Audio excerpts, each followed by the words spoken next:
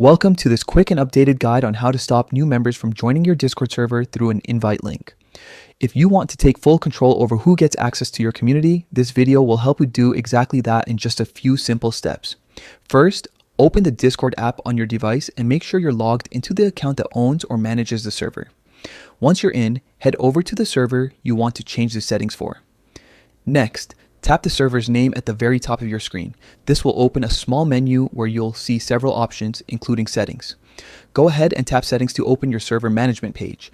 Inside the settings, scroll down until you find the section labeled Invites. This is where you can view, manage, or control who can join your server using invite links. Tap on Invites to continue. Now, you'll see an option called Pause Invites. This feature allows you to temporarily stop any new users from joining your server using existing invite links. Tap on Pause Invites to open it. Here you'll find a simple toggle switch. To stop all new members from joining through any invite links, simply turn on the Pause Invites option. When this setting is enabled, it instantly disables all active invite links so nobody can use them to enter your server. After turning it on, don't forget to save your changes. This ensures your settings are applied right away and no one else can join until you decide to unpause invites later. That's it. You've now successfully paused all invite links and stopped new members from joining your Discord server.